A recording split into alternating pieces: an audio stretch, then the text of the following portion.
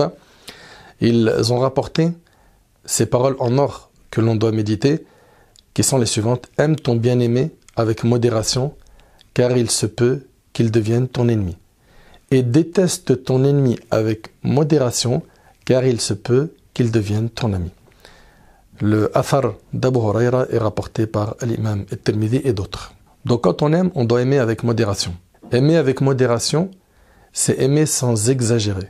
Et l'exagération va se manifester par des comportements qui, personnellement, me choquent, comme le fait de crier lorsque l'on voit un imam, un prêcheur, un savant, crier, que ce soit dans une salle de conférence ou une mosquée ou dans la rue, ce n'est pas un comportement adapté. Absolument pas. Surtout quand c'est fait en plus dans la mosquée. Omar al-Khattab, une fois, il a vu deux hommes qui ont levé un peu la voix.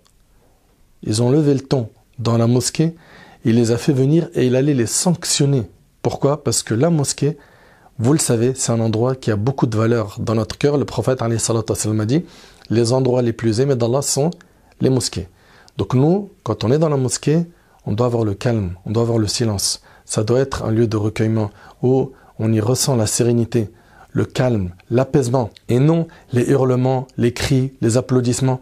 Tout cela n'est pas un comportement adapté à celui de la mosquée. Et je le répète, même si c'est dans une salle de conférence ou dans la rue, musulmans et musulmanes, vous devez apprendre à gérer vos émotions et à ne pas exagérer en criant, même si vous êtes hyper content de voir cette personne qui vous a aidé tant d'années dans la compréhension de la religion, dans l'évolution de votre spiritualité, etc.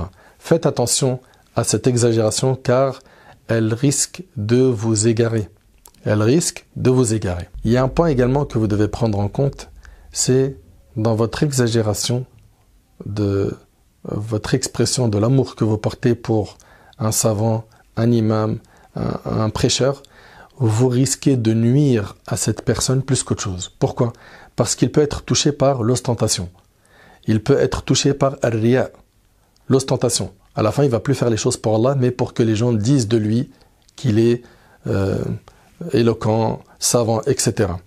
Il peut être touché par l'ujb, la fatuité. Il peut ressentir qu'il a un mérite. Il peut ressentir que c'est pas n'importe qui. Et ça fait partie des actions anéantissantes. Comme a dit le prophète, trois choses font partie des actions anéantissantes. Parmi elles, le fait que la personne ressente qu'elle a un mérite. Et me concernant, Wallahi al-azim, et Allah il en est témoin, je considère que je suis quelqu'un de normal comme vous. Et ça c'est un point, j'y insiste beaucoup. Parce que quand je vois les réactions de certains lorsqu'ils me voient dans la rue, que ce soit en France ou ailleurs dans mes déplacements, moi je suis très choqué, comprenez-le. Je suis très choqué et j'en ai même peur. Peur de quoi? Que mon intention change. Je suis un humain comme vous. Je suis un pécheur comme vous. J'ai des défauts comme vous.